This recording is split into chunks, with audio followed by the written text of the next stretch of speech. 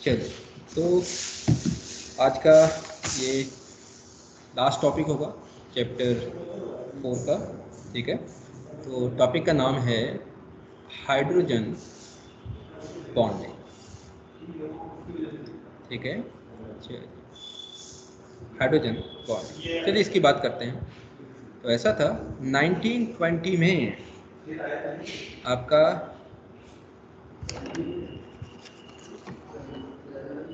Latimer and road Bush, ठीक है, इन दोनों ने क्या करा, इन दोनों ने इंट्रोड्यूस करा, they introduced an idea of hydrogen bonding. ये हाइड्रोजन बॉन्डिंग जैसी भी कुछ चीज़ होती है, और इस आइडिया ने बहुत सारे जो हमारे क्वेश्चंस थे उनके आंसर्स प्रोवाइड करे।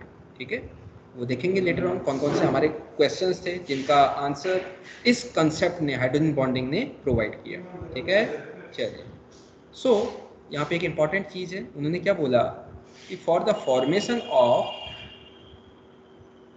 हाइड्रोजन बॉन्डिंग, अगर हाइड्रोजन बॉन्डिंग आपको फॉर्म करना है, for the formation of hydrogen bonding the molecule should contain an atom of high electronegativity such as, जैसे कौन कौन से हो सकते हैं, फ्लोरीन, इनकी नेगेटिविटी सबसे हाई होती है, फ्लोरीन की, ऑक्सीजन की, उसके बाद नंबर आता है, या फिर नाइट्रोजन। ये बहुत ही क्या होते हैं, हाईली इलेक्ट्रोनेगेटिव एटम्स होते हैं।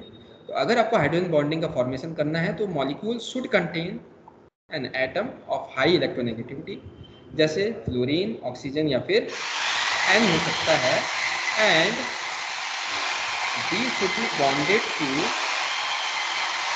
हाइड्रोजन एटम, एंड, और इसके साथ क्या कंडीशन बोली, and the size of the electronegative atom that should be quite small, और ज़्यादा स्मॉल होना चाहिए। ठीक है, एक बार फिर से देख लेते हैं। For the formation of hydrogen bonding हमें क्या चाहिए कि molecule should contain an atom of high electronegativity, जैसे फ्लोरीन हो सकता है, एटम हो सकता है, ऑक्सीजन हो सकता है, या फिर नाइट्रोजन हो सकता है। तो ये तो मॉलिक्यूल में होना चाहिए, which is bounded to hydrogen atom, जो कि हाइड्रोजन एटम से क्या होगा, जुड़ा होगा, and the size of the electronegative atom, और जो इलेक्ट्रोनेगेटिव एटम है उसका साइज क्या होना चाहिए, क्वाइट स्मॉल। तो ये है अगर आपको हाइड्रोजन बॉन्ड फॉर्म करना है। चलिए अब हम आ जाते हैं regarding types of hydrogen bond. तो इसमें जो पहला टाइप हम पढ़ेंगे वो होता है इंटरमॉलिक्यूलर हाइड्रोजन बॉन्ड। ठीक है, okay, intermolecular hydrogen bond, this is the first type of hydrogen bonding. ठीक है, हियर इंटरमॉलिक्यूलर हाइड्रोजन बॉन्ड, तो इट इज फॉर्म्ड, कैसे बनता है, इट इज फॉर्म्ड बिटवीन, किसके बीच में बनता है, बिटवीन टू डिफरेंट, आपके क्या होने चाहिए, मॉलिक्यूल्स होने चाहिए। It is formed between two different molecules, same molecule नहीं है, two different molecules of the same और different substances. Okay, of the same और डिफरेंट सब्सटेंसेस। अच्छा, यहाँ पे एक चीज देखिएगा, यहाँ पे आपका टू डिफरेंट क्या बोला है हमने कि इंटरमॉलिक्यूलर हाइड्रोजन बॉन्ड बनेगा बिटवीन टू डिफरेंट मॉलिक्यूल्स, तो मॉलिक्यूल्स क्या होंगे, डिफरेंट होंगे। ठीक है, वो सेम सब्सटेंस के मॉलिक्यूल्स हो सकते हैं या फिर डिफरेंट सब्सटेंस के मॉलिक्यूल्स हो सकते हैं। ठीक है, लेकिन आपका एक ही मॉलिक्यूल नहीं होगा। ठीक है, क्योंकि एक मॉलिक्यूल के अंदर भी हाइड्रोजन बॉन्ड होता है, हो सकता है। ठीक है, लेकिन आपको यहाँ पे इंटरमॉलिक्यूलर के लिए दो डिफरेंट मॉलिक्यूल्स चाहिए ही चाहिए। हाँ, ये हो सकता है कि सेम सब्सटेंस को वो दोनों मॉलिक्यूल बिलोंग कर सकते हैं या फिर वो डिफरेंट सब्सटेंसेस को बिलोंग कर सकते हैं। ठीक है, ओके, तो ये चीज़ आपको ध्यान में रखनी है। चलिए, तो अब इसमें हम पहले हम पढ़ेंगे the hydrogen bond between the molecules of hydrogen fluoride HF। तो HF जो मॉलिक्यूल है इनके बीच में हाइड्रोजन फ्लोराइड मतलब हाइड्रोजन बॉन्ड होता है, जैसे HF HF HF HF and so on. तो आप देखेंगे यहाँ पे इलेक्ट्रोनेगेटिव एलिमेंट है, इसका साइज बहुत छोटा होता है, और यहाँ पे हाइड्रोजन दिख रहा होगा आपको, इनके बीच में आपका क्या होगा, हाइड्रोजन बॉन्ड फॉर्म हो सकता है। यहाँ पे दिख रहा होगा ये, यहाँ पे दिख रहा होगा ये आपका क्या हो जाएगा, this is an example of intermolecular hydrogen bond. ठीक है, तो ये क्या है आपका, दिस इज हाइड्रोजन बॉन्ड, ये भी आपका क्या है, हाइड्रोजन बॉन्ड। और इसको इंटरमॉलिक्यूलर बोलेंगे क्योंकि दो डिफरेंट मॉलिक्यूल्स के बीच में आपका हाइड्रोजन बॉन्डिंग फॉर्म हो रही है। ठीक है, तो आपका HF में आपने हाइड्रोजन बॉन्ड देख लिया है। अब हम आगे बात करते हैं। अब हम बात करेंगे दूसरे टाइप की, ठीक है, जिसमें हम देखेंगे hydrogen bond in alcohol and water molecules. तो वहाँ भी आपका क्या होंगे दो डिफरेंट मॉलिक्यूल्स होंगे। हाँ, सेम सब्सटेंस का हो सकता है, जैसे अल्कोहल। अल्कोहल में आप मैं जैसे दिखा रहा हूँ CH3OH। यहाँ पे एक और मैं मॉलिक्यूल बना देता हूँ CH3OH। ठीक है, आप क्या देख रहे हो यहाँ पे, ये आपका हाइड्रोजन बॉन्ड हो सकता है between two different molecules, they are of the same substance, so this is hydrogen bond. अच्छा, वाटर में भी हम देख सकते हैं कैसे, HOH आपका HOH। ठीक है, यहाँ भी आपको देखने को मिल सकता है हाइड्रोजन बॉन्ड। ठीक है, एक और मॉलिक्यूल बना देते हैं HOH। तो आप देख रहे हैं हाइड्रोजन बॉन्ड आपको यहाँ देखने को मिला, और ऐसे ही आपके हाइड्रोजन बॉन्ड आपको देखने को मिलेंगे।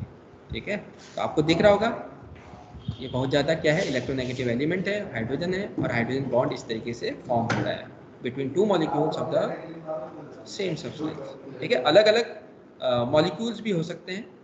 ठीक है, दो डिफरेंट मॉलिक्यूल्स होंगे ऑफ डिफरेंट सब्सटेंसेस। ठीक है, तो उसकी हम अब बात करेंगे। चलिए, तो ये हमारे बीच क्या हो गया है, हाइड्रोजन बॉन्ड हमने देखा सेम मॉलिक्यूल के बीच में। अब डिफरेंट में हम क्या देख सकते हैं, जैसे CH3OH। अब यहाँ पे मैं वाटर का मॉलिक्यूल ले लेता हूँ और यहाँ पे मैंने अल्कोहल का मॉलिक्यूल ले लिया है, इसको बोलते हैं अल्कोहल। क्या बोलते हैं इसको, अल्कोहल। और अल्कोहल में इसको बोलता जाता है मिथेनॉल, मिथेनॉल। और ये आपका already you know this is water. अब ये वाटर का मॉलिक्यूल है और ये अल्कोहल का मॉलिक्यूल है। अब आपको देखने को मिल रहा होगा यहाँ पे, ये देख रहे हो इलेक्ट्रोनेगेटिव एलिमेंट है, हाइड्रोजन से जुड़ा हुआ है इस तरीके से, और आपका क्या बन गया है, हाइड्रोजन बॉन्ड बन चुका है। तो this is hydrogen bond between two molecules of belonging to different substance. आगे बढ़ते हैं, अब हम बात करते हैं दूसरे टाइप के हाइड्रोजन बॉन्ड, जिसको हम बोलते हैं इंट्रा मॉलिक्यूलर हाइड्रोजन बॉन्ड। ठीक है, इसको हम रिलेशन भी बोलते हैं। इस बॉन्ड में हम क्या बोलते हैं, इंट्रा मॉलिक्यूलर हाइड्रोजन बॉन्ड। चलिए, इसके बारे में हम बात करते हैं। So this bond is formed between the hydrogen atom and the highly electronegative atom, जैसे फ्लोरीन, ऑक्सीजन या फिर nitrogen. and these both are present in the same molecule। तो आपका जो H एटम है और आपका जो इलेक्ट्रोनेगेटिव एटम है दोनों एक ही मॉलिक्यूल में क्या कर रहे हैं, लाई कर रहे हैं। तो they are present in the same molecule, और सेम मॉलिक्यूल में ही आपको हाइड्रोजन बॉन्डिंग देखने को मिलेगी, और उस हाइड्रोजन बॉन्डिंग को आप क्या बोलोगे, इंट्रामॉलिक्यूलर हाइड्रोजन बॉन्डिंग। तो आप इसका अफेक्ट हो क्या रहा है, इट रिजल्ट्स, ये hydrogen bond it results in cyclisation of the molecules. तो मॉलिक्यूल्स में आपको साइक्लाइजेशन देखने को मिलेगा। अभी हम देखते हैं उसको कैसा दिखता है। And it prevents their association. अब ये क्या करता है, अगर इंट्रामॉलिक्यूलर हाइड्रोजन बॉन्डिंग हो जाएगी तो जो एक मॉलिक्यूल होगा वो दूसरे मॉलिक्यूल के साथ इंटरमॉलिक्यूलर हाइड्रोजन बॉन्डिंग फिर फॉर्म नहीं कर पाएगा। तो यानी कि एसोसिएशन दूसरे मॉलिक्यूल के साथ नहीं हो पाएगा। तो एसोसिएशन का मतलब यहाँ पे ये होता है, ठीक है। अब यहाँ पे अगर मैं आपसे बात करूँ, it results in the cyclisation, तो कैसे साइक्लाइजेशन होता है उसको आप यहाँ पे देख सकते हो। तो इसके जो एग्जांपल्स हैं वो मैं बात कर लेता हूँ। आप इस किन मॉलिक्यूल्स में इनको देखेंगे, तो यहाँ पे मैं लिख देता हूँ। आप देखोगे ऑर्थो नाइट्रो फिनॉल, ये आप लेटर ऑन 12th में पढ़ेंगे क्या होते हैं ये, ortho nitro benzoic acid etcetera, और भी बहुत सारी कंपाउंड्स में ये सब आपको देखने को मिलेगा। चलिए आगे बढ़ते हैं और इंट्रामॉलिक्यूलर हाइड्रोजन बॉन्डिंग देखते हैं। तो यहाँ पे आपको देखने को मिल रहा है, अब मैं बनाने वाला हूँ क्या, ऑर्थो नाइट्रोफिनॉल। तो ये आपका फिनॉल होता है, इसमें ऑर्थो पोजीशन, ये ऑर्थो हो गई, ये मेटा हो गई, ये पैरा हो गई। तो ऑर्थो पोजीशन में आपका क्या है, NO2 लगा होता है, जैसे आपको दिखा होगा ये। तो ये आपका NO2 ग्रुप लगा है और इसको बोलते हैं ऑर्थो नाइट्रोफिनॉल। ऑर्थो पोजीशन में नाइट्रो ग्रुप लगा है और इसको पूरा कंप्लीटली बोलते हैं फिनॉल। अब यहाँ पे आपको क्या देखने को मिलेगा, हाइड्रोजन बॉन्डिंग। अब यहाँ पे जैसे ही आपकी हाइड्रोजन बॉन्डिंग फॉर्म हो गई, अब ये जो मॉलिक्यूल है अब वो दूसरे मॉलिक्यूल के साथ क्या नहीं फॉर्म कर पाएगा, इंटरमॉलिक्यूलर हाइड्रोजन बॉन्डिंग फॉर्म नहीं कर पाएगा, ठीक है।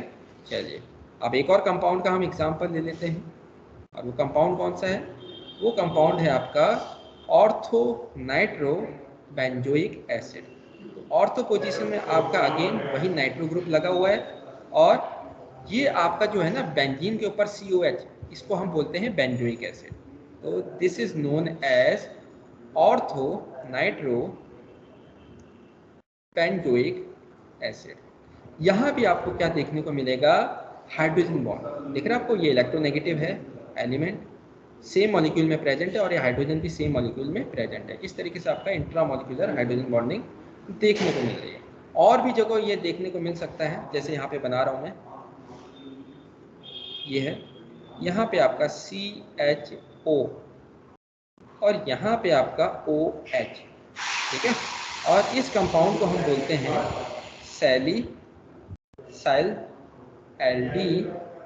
सैलिसिल्डिहाइड HYD, ठीक है। और इसका और क्या नेम हो सकता है, ऑर्थो हाइड्रोक्सी बेंजल्डिहाइड, ठीक है। तो यहाँ पे भी आपको क्या देखने को मिल रहा है, हाइड्रोजन बॉन्ड, और एक ऐसा हाइड्रोजन बॉन्ड है इंट्रामॉलिक्यूलर, इसे इंट्रामॉलिक्यूलर हाइड्रोजन बॉन्ड, ठीक है। तो दोनों टाइप के आपने क्या देख लिए हैं, हाइड्रोजन देख लिए हैं इस तरह का। एक इंट्रामॉलिक्यूलर एक ही मॉलिक्यूल में ही बन जाएगा, अंदर ही अंदर आपका इलेक्ट्रोनेगेटिव एलिमेंट और हाइड्रोजन उनके एटम, उनके बीच में हाइड्रोजन बॉन्ड फॉर्म होता है। दूसरा, दो डिफरेंट मॉलिक्यूल्स के बीच में जो फॉर्म होता है हाइड्रोजन बॉन्ड, उसको बोलते हैं इंटरमॉलिक्यूलर हाइड्रोजन बॉन्ड। अब हम बात करेंगे about affects of hydrogen bonding. अब ये हाइड्रोजन बॉन्डिंग जो होती है इसका अफेक्ट क्या क्या होते हैं उसके बारे में हम लोग अब डिस्कस करें, ठीक है। चलिए, तो सबसे पहला इफेक्ट हमें क्या देखने को मिलता है, सबसे पहले मैं बात कर लेता हूँ this hydrogen bonding it helps in explaining the abnormal physical properties. कुछ प्रॉपर्टीज हमें फिजिकल प्रॉपर्टीज बिल्कुल अलग से ही देखने को मिलती हैं। कौन सी होंगी वो अभी हम देखेंगे। वो बिल्कुल एबनॉर्मल है, नॉर्मल जैसा हम एक्सपेक्ट कर रहे हैं वैसा नहीं होती हैं। तो उन प्रॉपर्टीज को हाइड्रोजन बॉन्डिंग एक्सप्लेन कर सकता है। ठीक है, चलिए तो सबसे पहले हम देखते हैं डिसोसिएशन का केस।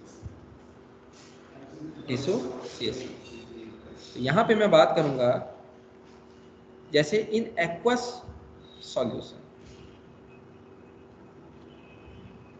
एक्वस सॉल्यूशन में क्या होता है, जो आपके हाइड्रोजन फ्लोराइड होता है HF,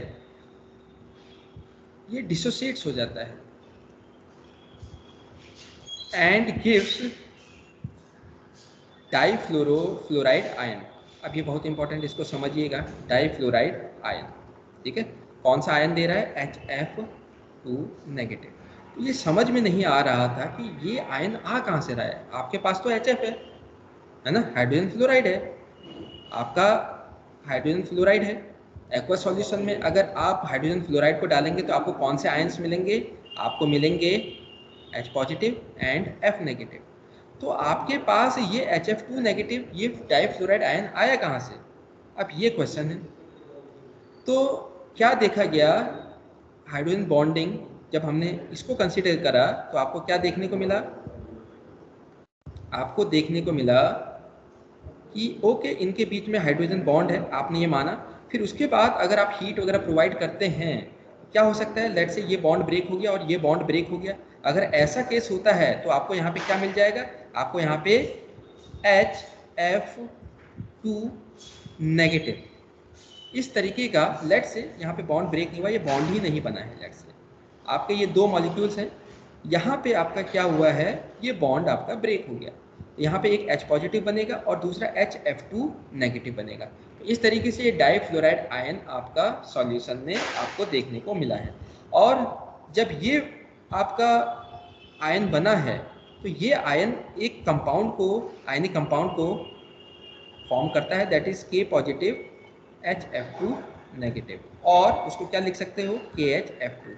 तो ये आयनिक कंपाउंड आपका एग्जिस्ट करता है। क्यों एग्जिस्ट करता है, क्योंकि आपका HF2 आयन नेगेटिव आयन बन रहा है। और ये कैसे बन रहा है, ये हाइड्रोजन बॉन्ड की वजह से आपका क्या देखने को मिल रहा है, ये HF2 नेगेटिव आयन बनता हुआ दिख रहा है। ठीक है, चलिए, तो ये हाइड्रोजन बॉन्डिंग का एक इफेक्ट आपको डिसोसिएशन में देखने को मिलता है। सो हाइड्रोजन बॉन्डिंग यानी कि ये क्या करता है, ये एग्जिस्ट करता है। ठीक है, और ये इसके एग्जिस्टेंस को आपका हाइड्रोजन बॉन्डिंग अच्छे से एक्सप्लेन करता है। ठीक है, चलिए दूसरा अब हम बात करेंगे अबाउट एसोसिएशन। अभी हमने डिसोसिएशन बात करी थी, अब एसोसिएशन वाली अफेक्ट देख लेते हैं किसका, हाइड्रोजन बॉन्ड का। एसोसिएशन में आपका क्या होता है, देखा गया है कोई एबनॉर्मल बिहेवियर, क्या देखा गया है, अगर हम मॉलिक्यूल्स की बात करें किसकी, कार्बोक्सिलिक एसिड्स की, the molecules of carboxylic acids, अब ये इंपॉर्टेंट है, दे एग्जिस्ट एज डाइमर्स, वो आपको डाइमर्स के फॉर्म में मिलते हैं। किस फॉर्म में मिलते हैं, डाइमर्स के फॉर्म में। डाइमर्स मतलब दो मॉलिक्यूल्स आपस में क्या हो जाते हैं, एसोसिएट हो जाते हैं, यानी कि जुड़ जाते हैं। So they exist as dimers because of, क्या रीजन दिया गया, because of the hydrogen bonding. ठीक है, अब यहाँ पे एक इंपॉर्टेंट चीज मैं लिख रहा हूँ, जो मॉलिक्यूलर मासेस होते हैं ऑफ सच कंपाउंड्स, ऐसे कंपाउंड्स का अगर आप मॉलिक्यूलर मासेस देखोगे, they are found to be double, उनका मॉलिक्यूलर मास आपको डबल देखने को मिलेगा। देन दोज, अगर आप कंपेयर करते हो, then those calculated from their simple formula. अगर आप फॉर्मूले से कैलकुलेट करते हो तो उससे जो मिलेगा और जो आप यहाँ पे देखोगे मॉलिक्यूलर मास, वो दोनों बिल्कुल डिफरेंट आएंगे। जैसे अगर मैं आपसे बोलूँ एसिटिक एसिड, एसिटिक एसिड क्या होता है, CH3COOH। ठीक है, तो ये डाइमर के फॉर्म में एग्जिस्ट करता है। कैसे, यहाँ पे देखने को मिल रहा है, 2 मॉलिक्यूल आपके मिल के CH3COH होल ट्वाइस, और इसी को आप क्या बोलते हो, डाइमर। 2 मॉलिक्यूल जब आपस में एसोसिएट हो जाते हैं तो आपको क्या देखने को मिलता है, हमेशा ऐसे कंपाउंड्स का मॉलिक्यूलर मास डबल देखने को मिलता है। अब सिंपल फॉर्मूला हम यूज़ करने जा रहे हैं, जैसे CH3COOH, इसका मॉलिक्यूलर मास मेरे को बताइए कितना होगा। तो आप जब इसको कैलकुलेट करोगे तो क्या देखोगे, 2 आपके क्या हैं, कार्बन है तो 12 इंटू 2, प्लस 4 हाइड्रोजन है तो 4 इंटू 1, प्लस 2 ऑक्सीजन है तो 16 इंटू 2। और जब आप इसको सॉल्व करोगे 24 प्लस 4 प्लस 16 टू 32, तो ये कितना आ जाएगा, 24 प्लस 36, दैट इज 60। तो कितना आना चाहिए था मॉलिक्यूलर मास आपका, 60 आना चाहिए था, लेकिन यहाँ पे आपको क्या देखने को मिलेगा, जस्ट डबल। तो डबल क्यों हो रहा था, वो डबल इसी की वजह से हो रहा था क्योंकि इसमें क्या हो रहा है, हाइड्रोजन बॉन्डिंग हो रही है। तो यहाँ पे आपको कितना देखने को मिलेगा, आपको देखने को मिलेगा 120, ठीक है, कितना देखने को मिलेगा, 120, ठीक है। तो यहाँ पे आप देखने को मिल रहा होगा CH3COOH हो गया, और यहाँ पे फिर अगेन एक और बना सकते हो CH3COOH। तो यहाँ पे आपको क्या देखने को मिलेगा, हाइड्रोजन बॉन्डिंग दिख रहा होगा। इसी की वजह से आपको मॉलिक्यूलर मास डबल मिलता है, ठीक है। तो ये आपका एबनॉर्मल प्रॉपर्टी शो हो रही थी, तो उसको एक्सप्लेन नहीं किया जा रहा था, लेकिन हाइड्रोजन बॉन्डिंग के कारण हम लोग ये एक्सप्लेन कर पाए, ठीक है। चलिए आगे बढ़ते हैं। अब तीसरी जो चीज़ देखी गई वो देखी गई high melting and boiling point. अब कुछ कंपाउंड्स का मेल्टिंग और बॉइलिंग पॉइंट बहुत ज़्यादा आ रहा था, बिल्कुल एबनॉर्मल नेचर या बिहेवियर शो कर रहा था कि आखिर हाई मेल्टिंग बॉइलिंग पॉइंट क्यों हो रहा है। चलिए तो यहाँ पे रीज़न देते हैं, द कंपाउंड्स हैविंग, अगर हाइड्रोजन बॉन्डिंग होती है कंपाउंड्स में, दे show abnormally high melting and boiling points, ठीक है। तो यहाँ भी आपका क्या फैक्टर आया, हाइड्रोजन बॉन्डिंग का ही फैक्टर देखने को मिला। अब जैसे आपका यहाँ पे कोई कंपाउंड में ले रहा हूँ H2O, या फिर मैं HF ले रहा हूँ, या फिर NH3, तो इनके मेल्टिंग एंड बॉइलिंग पॉइंट्स बहुत ज़्यादा होते हैं। क्यों होते हैं, because of melting point, because of hydrogen bond. जैसे HOH, अब यहाँ पे आपको देखने को मिल रहा होगा HOH, है ना, HOH, ठीक है। तो यहाँ पे आपको देखने को मिल रहा होगा, अरे ये OH है, यहाँ पे आपका ये हो गया, इस तरीके से आपका हाइड्रोजन बॉन्ड फॉर्म हो रहा है। तो आपको पता है मेल्टिंग पॉइंट, मेल्ट करना है तो मॉलिक्यूल्स के एक दूसरे से क्या होना चाहिए, दूर जाना चाहिए। तो दूर जाने के लिए हमें इन बॉन्ड्स को भी क्या करना होगा, ब्रेक करना होगा। तो इनको ब्रेक करना होगा, तो इस वजह से हमारा टेम्परेचर क्या हो जाएगा, और ज़्यादा बढ़ जाएगा। इस वजह से मेल्टिंग पॉइंट हमारा एंड बॉइलिंग पॉइंट हमारा बढ़ जाता है। HF में भी आपको पता ही है क्या होता है, हाइड्रोजन बॉन्ड, वो आपको यहाँ भी देखने को मिलता है। NH3 में भी आपको हाइड्रोजन बॉन्ड देखने को मिलता है, कैसे, NH3, और यहाँ पे H हो गया, NH3। तो ये जो नाइट्रोजन है, नाइट्रोजन का लोन पेयर होते हैं, ये लोन पेयर इसको दे सकता है। तो इस तरीके से ये इलेक्ट्रॉन जो यहाँ पे लोन इलेक्ट्रॉन पेयर है, ये डोनेट करके यहाँ पे हाइड्रोजन बॉन्ड को फॉर्म करता है।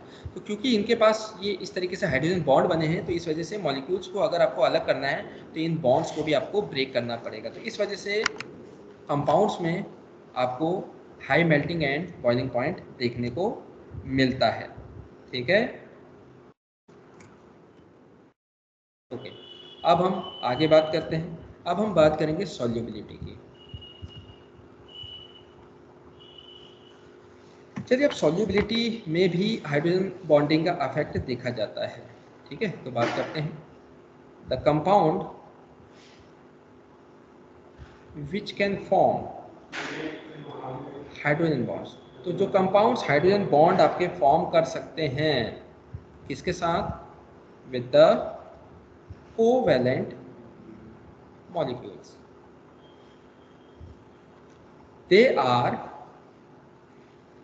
soluble in such solvent. तो अगर आप किसी सॉल्वेंट के मॉलिक्यूल्स के साथ हाइड्रोजन बॉन्ड फॉर्म कर सकते हो तो वो कंपाउंड क्या बोला जाएगा? वो कंपाउंड उस सॉल्वेंट में क्या होगा? सॉल्यूबल होगा। जैसे आपके जो लोअर एल्कोहल्स होते हैं, लोअर एल्कोहल्स मतलब कार्बन चेन बहुत छोटी होती है, तो lower alcohols are soluble in water. क्यों सॉल्यूबल होते हैं? बिकॉज ऑफ दी, एक ही कारण है, that is hydrogen bonding which can hydrogen bonding. चलिए वो देखते हैं कैसे हो रही है हाइड्रोजन बॉन्डिंग। चलिए यहाँ पे आपको देखने को मिल रहा होगा, कोई मैंने अल्कोहल ले लिया C2H5OH, ठीक है। तो ये मैंने C2H5OH एक अल्कोहल ले लिया है और यहाँ पे आपका मैंने वाटर का मॉलिक्यूल ले लिया HOH, ठीक है। और यहाँ पे मैंने एक और ले लिया है मॉलिक्यूल कंपाउंड का C2H5। अब आपको देखने को मिल रहा होगा यहाँ पे एक हाइड्रोजन बॉन्ड फॉर्म हो रहा है, ठीक है, और यहाँ पे भी आपका एक हाइड्रोजन बॉन्ड फॉर्म हो रहा है, ठीक है। अब आपको पता है ये इलेक्ट्रोनेगेटिव होता है, ये इलेक्ट्रोपॉजिटिव है, ये डेल्टा पॉजिटिव, ये डेल्टा नेगेटिव, ये डेल्टा नेगेटिव, ये डेल्टा पॉजिटिव, ये डेल्टा पॉजिटिव, ये डेल्टा नेगेटिव। अब आपको देखने को मिल रहा है क्या?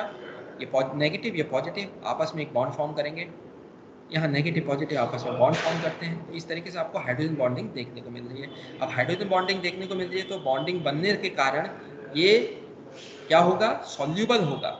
इसमें ऐसे सॉल्वेंट्स में जिनके साथ ये हाइड्रोजन बॉन्ड फॉर्म कर सकता है, ठीक है। चलिए अब हम आगे बढ़ते हैं। नाउ इंटरमॉलिक्यूलर, अभी इंपॉर्टेंट है, intermolecular hydrogen bonding, this increases. अब ये क्या करता है? सॉल्युबिलिटी को इंक्रीज कर देता है। इंटरमॉलिक्यूलर हाइड्रोजन बॉन्डिंग अगर होती है, जैसे अभी अभी हमने पीछे देखा था ना, इंटरमॉलिक्यूलर हाइड्रोजन बॉन्डिंग हो रही थी दो डिफरेंट मॉलिक्यूल्स के बीच में, तो वो सॉल्युबिलिटी को क्या कर देता है? सॉल्युबिलिटी ऑफ कंपाउंड को इंक्रीज कर देता है, ठीक है, इन वाटर।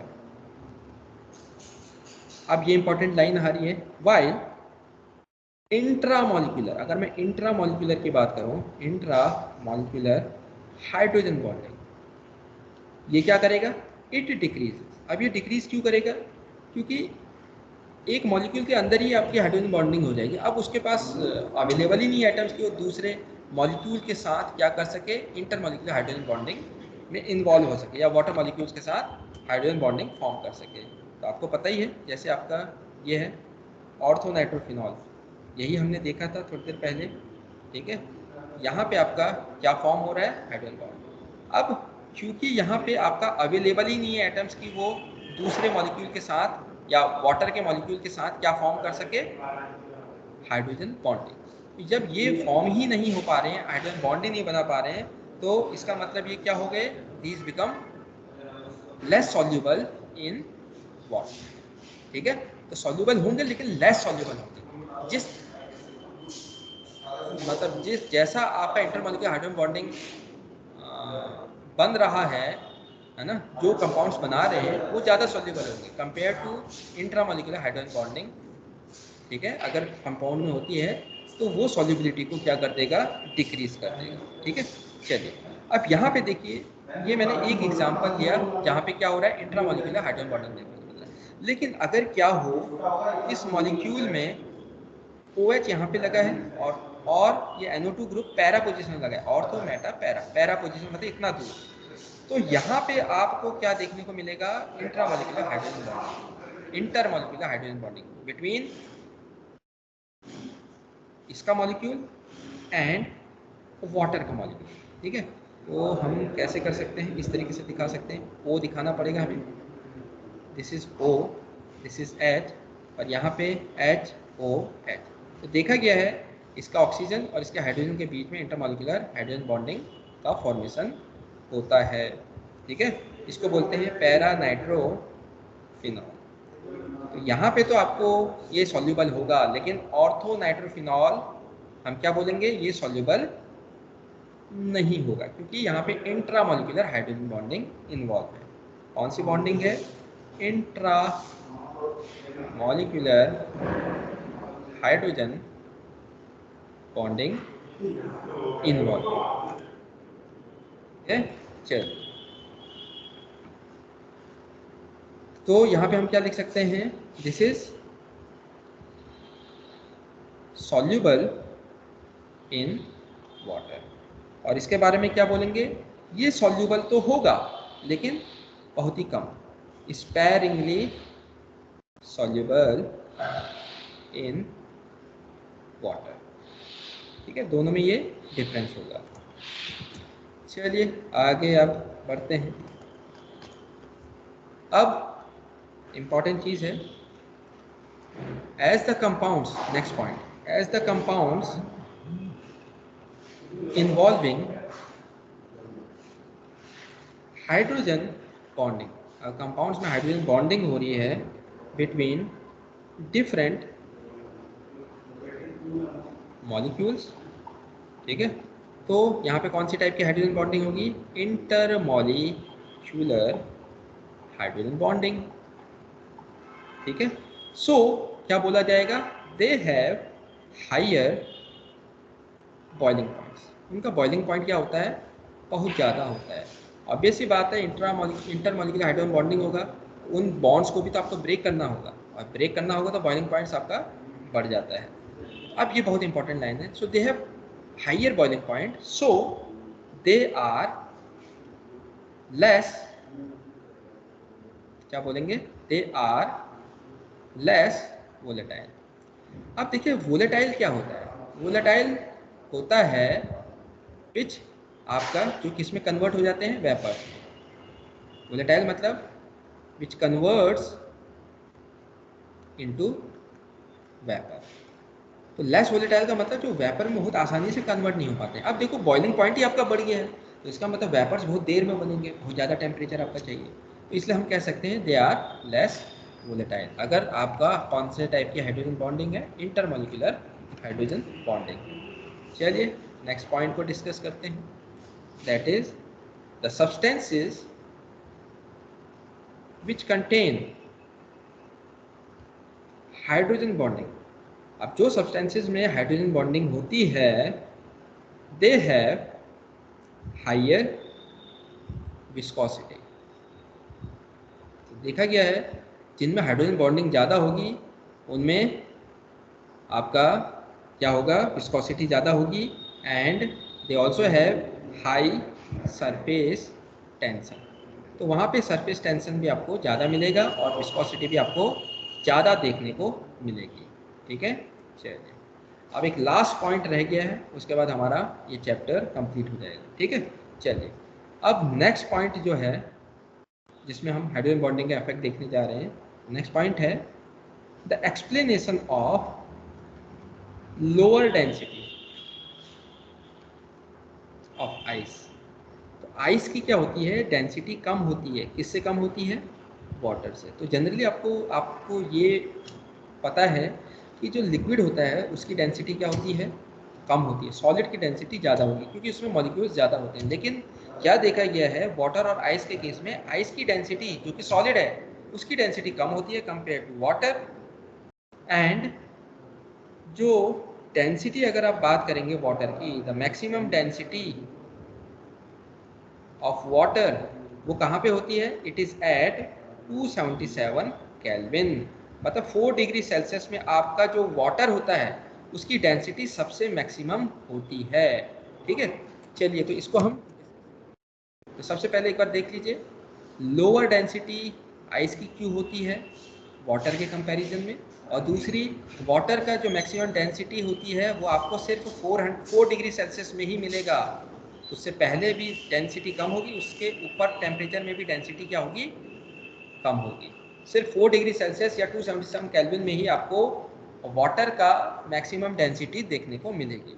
ठीक है, चलिए तो इसको एक्सप्लेन करते हैं with the help of hydrogen bonding. चलिए सबसे पहले मैं क्या करता हूँ, एक यहाँ पे डायग्राम बना लेता हूँ। तो डायग्राम है कुछ इस तरीके का, ओ एच एच। ठीक है, फिर यहाँ पे हाइड्रोजन बॉन्ड है ओ एच H। फिर यहाँ पे हाइड्रोजन बॉन्ड O H हो गया। फिर आपका क्या है, हाइड्रोजन बॉन्ड, फिर आपको O दिख रहा है, फिर यहाँ पे आपका H और यहाँ पे आपका O, फिर यहाँ पे आपका ये स्ट्रक्चर, फिर आपका ये स्ट्रक्चर, और यहाँ से फिर आपका O, यहाँ पे आपका ये, यहाँ पे आपका ये, यहाँ पे आपका H, यहाँ पे आपका हाइड्रोजन बॉन्ड, यहाँ पे आपका O, यहाँ पे आपका बॉन्ड और यहाँ पे आपका हाइड्रोजन बॉन्ड, तो ये आपको देखने को मिल रहा है। उसके बाद यहाँ पे आपका O, यहाँ पे आपका H, यहाँ पे आपका H, यहाँ पे आपका हाइड्रोजन बॉन्ड, यहाँ पे आपका O, यहाँ पे आपका हाइड्रोजन बॉन्ड और यहाँ पे आपका सिंगल बॉन्ड, ये आपका H और ये आपका H, ठीक है।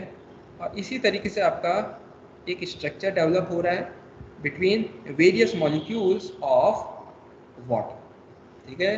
तो आपको यहाँ पे सब कुछ देखने को मिल रहा है। और यहाँ पे अगर आप देखोगे तो ये जो बॉन्ड लेंथ है वो होती है 0.90 एंगस्ट्रॉम, मतलब करीबन 99 पिकोमीटर के बराबर।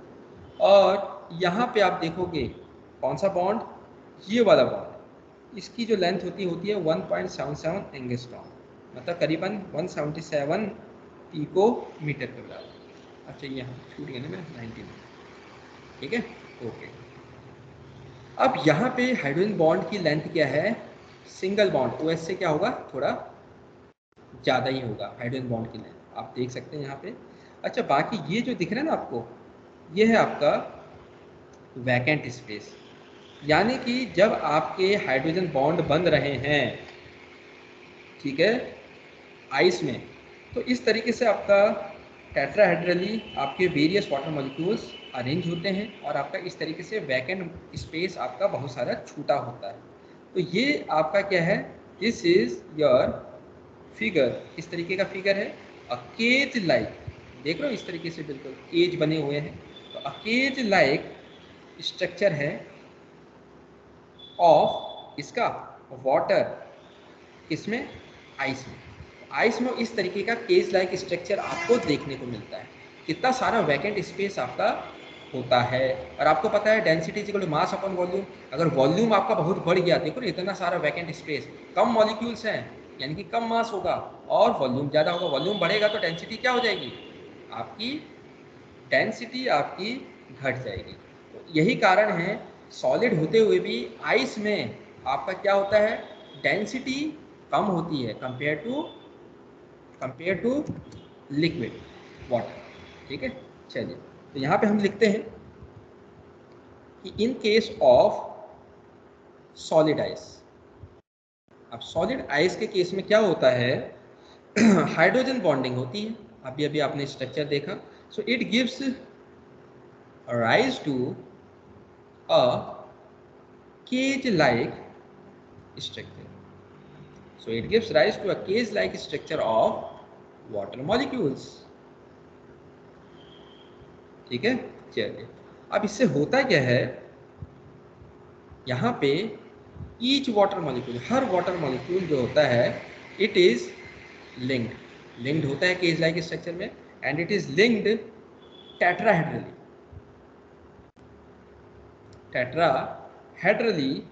टू, अब टेट्राहेड्रली का मतलब क्या हुआ, यहाँ पे तो मैंने आपको क्या दिखाया था, लीनियर स्ट्रक्चर, लेकिन वो एक्चुअल में कैसा होता है, टेट्राहेड्रली होता है। टेट्राहेड्रली मतलब इस तरीके का, ठीक है, टेट्राहेड्रली यहाँ पे होगा कुछ ऐसा। ये टेट्राहेड्रल आपका वाटर मॉलिक्यूल्स का क्या होता है, स्ट्रक्चर होता है। So each water molecules is linked tetrahedrally to 4 other water molecules, ठीक है। तो यहाँ से आपको क्या इन्फॉर्मेशन मिल रही है कि जो वाटर मॉलिक्यूल्स होते हैं, तो वहाँ पे जो हाइड्रोजन बॉन्डिंग है, तो एक मॉलिक्यूल आपके 4 वाटर मॉलिक्यूल्स के साथ क्या हो सकता है, कंबाइन हो सकता है बिकॉज ऑफ हाइड्रोजन बॉन्डिंग, ठीक है। तो यहाँ से आपको ये इन्फॉर्मेशन मिल चुकी है कि 4 आपके एक water molecule 4 different water molecules के साथ क्या हो सकता है, कंबाइन हो सकता है बिकॉज ऑफ हाइड्रोजन बॉन्डिंग, ठीक है, टू 4 अदर वाटर मॉलिक्यूल्स। अब इस तरीके के स्ट्रक्चर्स के होता क्या है, so due to this structure ice has lower density, ठीक है। तो ऐसे स्ट्रक्चर के कारण वॉल्यूम ज़्यादा बढ़ गया है लेकिन वाटर मॉलिक्यूल्स कम है। मास तो कम हो गया लेकिन वॉल्यूम बढ़ गया, तो उससे डेंसिटी आपकी क्या हो जाएगी, कम हो जाएगी। So due to this structure the ice has lower density than water at 273 kelvin. तो 0 डिग्री सेल्सियस में आपका आइस होती है और वाटर होता है। तो वहाँ पे आइस अगर हम 0 डिग्री सेल्सियस में देखें तो आपको क्या देखने को मिलेगा, इस स्ट्रक्चर के कारण, केज लाइक स्ट्रक्चर के कारण आइस की डेंसिटी क्या होगी, लो होगा, ठीक है। सो इस वजह से अब लो डेंसिटी है तो इस वजह से आप क्या बोलोगे, सो दिस इज वाई आपका जो आइस होती है दैट फ्लोट्स ऑन वाटर। इसी कारण से जो आइस सॉलिड होते हुए भी वाटर में क्या करती है, फ्लोट करती है। So this is the reason, got it. चलिए नाउ आगे बढ़ते हैं। अब हमारा क्या है, आइस है, आइस की डेंसिटी बहुत कम होती है। अब हम क्या कर रहे हैं, उसको हीट कर रहे हैं, हीट करके उसको किस में कन्वर्ट कर रहे हैं, लिक्विड में। तो ऑन हीटिंग आपके क्या होंगे, जो हाइड्रोजन बॉन्ड्स होंगे दे स्टार्ट ब्रेकिंग या कोलैप्सिंग, वो टूटना स्टार्ट हो जाएंगे, बिल्कुल सही बात है। सो ऑब्वियसली क्या होने वाला है, obviously molecules are not so closely packed. अब आपको ऑलरेडी बात क्लियर है कि आप जब हीट कर रहे हैं तो हाइड्रोजन बॉन्ड तो टूटेंगे, तो ऑब्वियसली जो मॉलिक्यूल्स हैं they are not so closely packed, वो क्लोजली पैक्ड तो होते नहीं हैं इन द आइस सिस्टम में, ठीक है। आइस के केस में वो क्लोजली पैक्ड तो होते नहीं। So as they are in liquid state में, जितना क्लोजली पैक वो लिक्विड स्टेट में होते हैं वैसे क्लोजली पैक कहाँ पे नहीं होते हैं, आइस के केस में, ठीक है। एंड दस इससे क्या होता है, द मॉलिक्यूल्स